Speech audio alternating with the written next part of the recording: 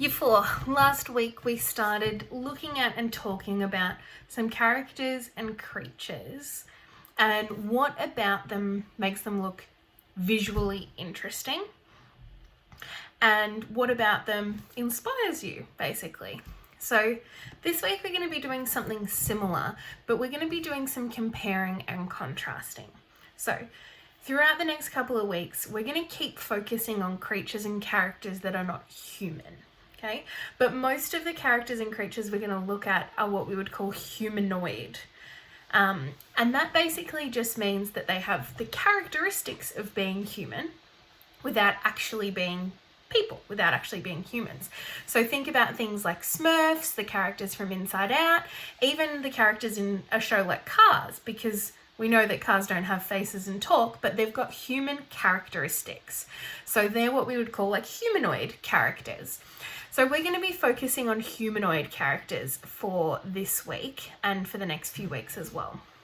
So today what I would like you to do is I want you to pick 2 characters or creatures that are not humans again from the same either book, movie, TV show, game, whatever it might be, and we're going to compare them and how they look.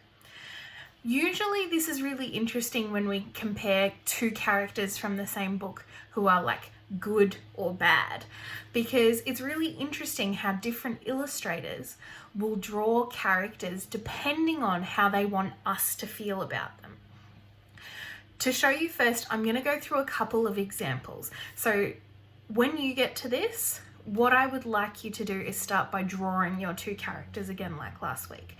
I'm going to show you a couple of different examples today, 2 different characters from different places that we're going to compare.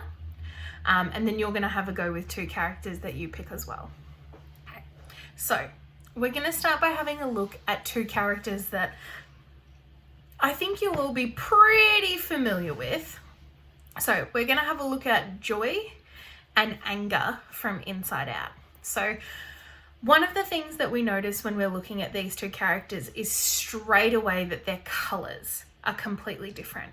So obviously we would normally associate a color like yellow and really bright light colors with something like happiness, which means that they're really suitable for making us know that Joy is a happy character, that she's sweet, that she's bubbly, that she's excited.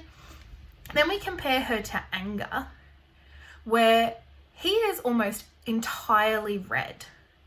And what feeling do we normally associate with red? Anger. So it makes perfect sense that a character like him is red.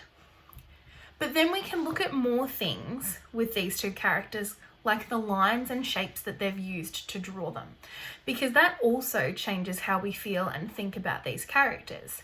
So a character like Joy, she's really round and curvy and soft.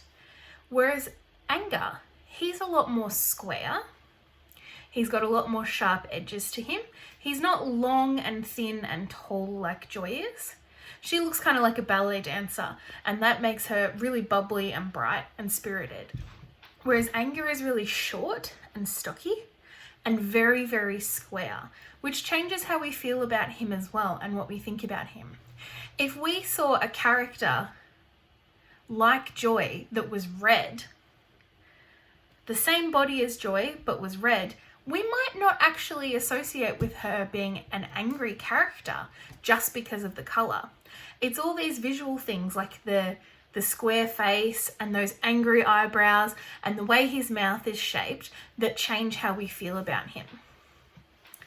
But there are lots and lots of other things, even down to the way that they are dressed changes how we think about these characters.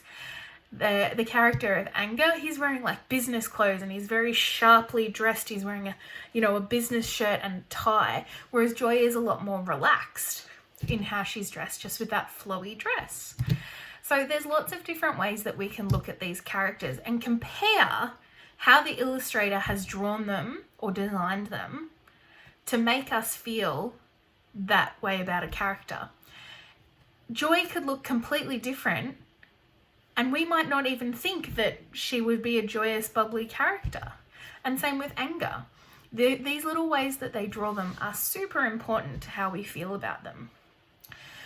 The next ones that I wanted to have a little bit of a think about are two characters from Monsters, Inc. Randall, who's the little snaky guy, and Sully. One of the things that I find interesting about these two characters is that they actually have very, very similar colours. Both of them are blue and purple. The difference is that Sully, the good guy, his character, has really bright blue and really bright purple. Whereas Randall, we notice that his colours are a little bit more muted. So they're a little bit darker, they're not as bright. They're still the same colours, so they reflect Sully a little bit. But those dark colours make us feel like maybe he's not as good as we think he is. Maybe he's the bad guy. Again, with him, he's got that long snake body and he's got really sly looking eyes. So he's got those big eyes with those big sweeping, eyelids.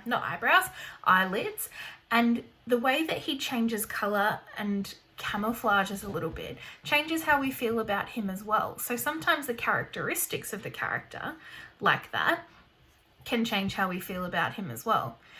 Even just the fact that he's scaly. Most people don't like snakes and lizards and things like that. They freak him out. So when they're creating characters who we want to be a bit nervous or maybe think they're the bad guy, lots of the time illustrators will use things like scales, because that's not a texture that you want to reach out and touch and cuddle. When you compare that to Sully, who's got this big, friendly, big smiley face, big open eyes, bright colours, and he's big and fluffy.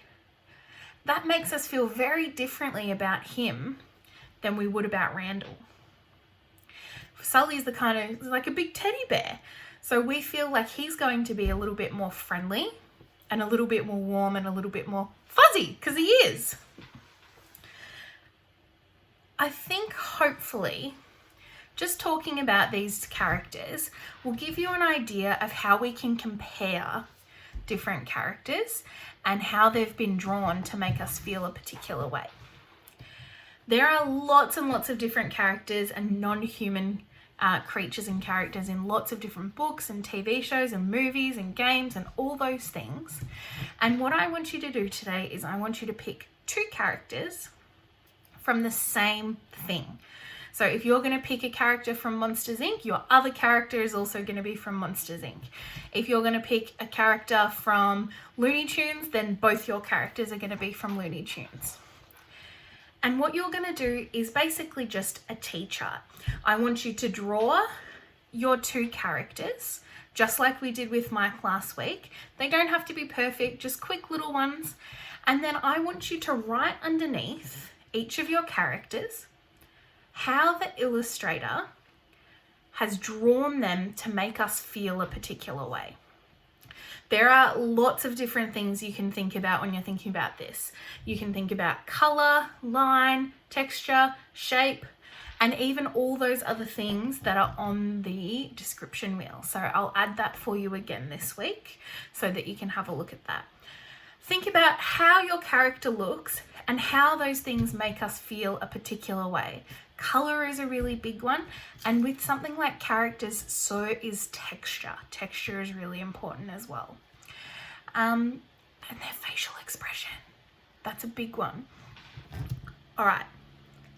I would like you to have a go. Don't forget to take a snap of what you've drawn and written for me and upload it to Google Drive.